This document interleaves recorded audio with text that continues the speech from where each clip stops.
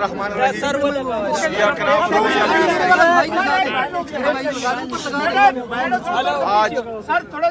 हमारे यहाँ आने का मकसद अपनी मुअज़्ज़ज़ अदलिया को, अपने काबिल एहतराम जजेस को ये पैगाम देना था कि पाकिस्तान में काफ़ी अरसे से और बिलखसूस 9 अप्रैल 2022 से जिस तरह अदलिया को यरगमाल किया गया है और हमारी अदलिया इंसाफ नहीं कर पा रही, तो आज हम ये पैगाम देते हैं कि हम आईन और कानून की बालादस्ती के लिए, पाकिस्तान में इंसाफ की फराहमी के लिए हम उन तमाम जजेस के साथ चट्टान की तरह खड़े हैं जो इंसाफ करना चाह रहे हैं। बदकिस्मती से 26वीं आईन के ज़रिए आईनी तरमीम के ज़रिए अदलिया को यरगमाल बनाया गया है।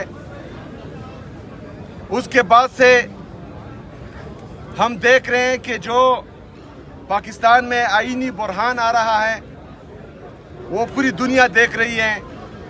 जजेस के अहकामात हवा में उड़ा दिए जा रहे हैं, जजेस अहकामात दे रहे हैं और एक सुपरडेंट जेल का या एक छोटा हवलदार भी वो अहकामात नहीं मान रहा, जिससे हमारी मुअज़्ज़ज़ अदलिया की भी तोकीरी हो रही है।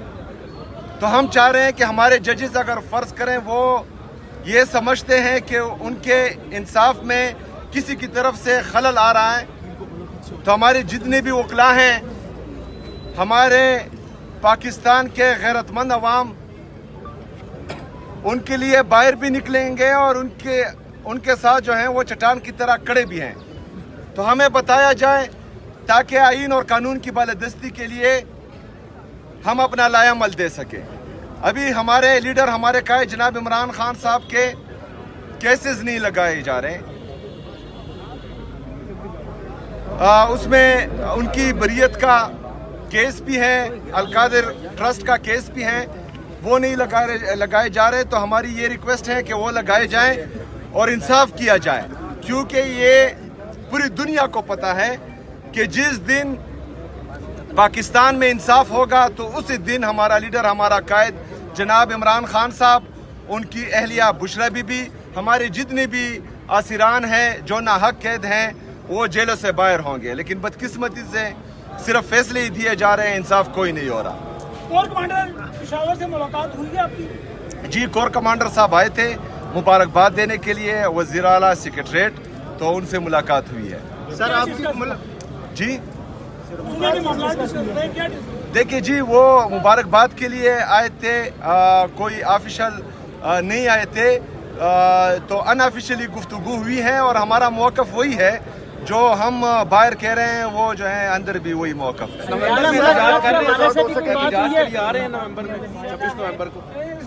जी, एहतजाज तो हमारे सूबाई सदर यहाँ पर KPK के हैं, जुनैद अकबर साहब, वो हैं, पार्टी की तंजीम है।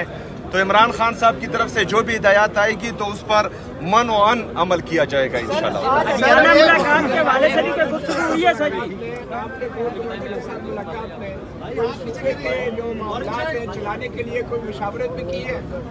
देखिए जी, मैं चीफ एग्जीक्यूटिव हूँ पूरे सूबे का, मेरे ऑफिस में जो है IGP भी आते हैं, चीफ सेक्रेटरी भी आते हैं, कोर कमांडर भी आएंगे, तमाम सिक्योरिटी इदारों के जितने भी हमारे ऑफिसर्स हैं वो आएंगे और सूबे के मामलात उनके साथ ही डिस्कस होंगे।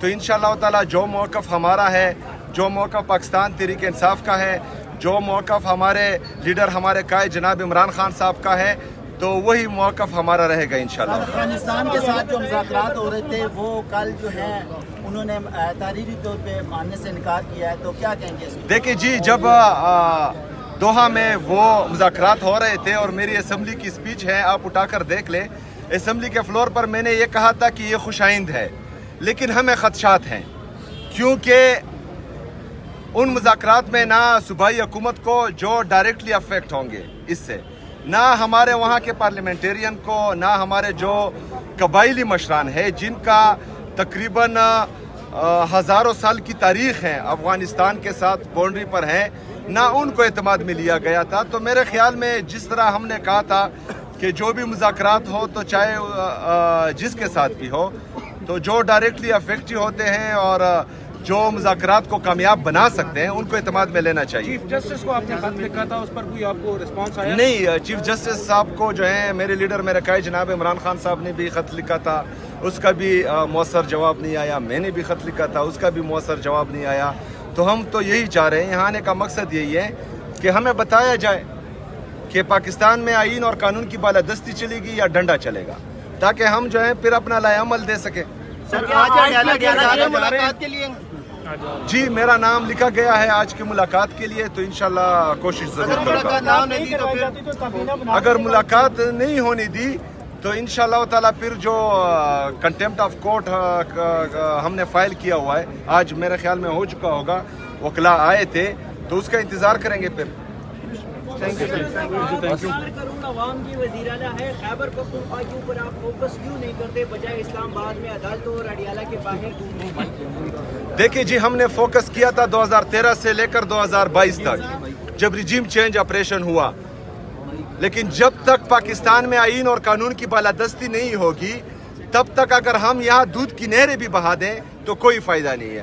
आज एक दफा फिर मेरे सूबे में जो है दहशतगर्दी लाई गई है, खुद साख्ता दहशतगर्दी है। हम समझते हैं हमसे पूछे बगैर जो है इनको दोबारा आबाद किया गया था, तो फिर जो है ये चलता रहेगा। हम तो चाह रहे हैं कि तमाम स्टेक होल्डर्स जितने भी हैं इनको एतमाद लेकर एक पॉलिसी बनाई जाए, बंद कमरों के फैसले किसी भी सूबे पर या पाकिस्तान पर मुसल्लत ना किए जाएं। ये एक जमहूरी मुल्क है और जमहूरियत में जो है जो जमहूरी तरीके से आए हैं उनको एतमाद में लेना चाहिए।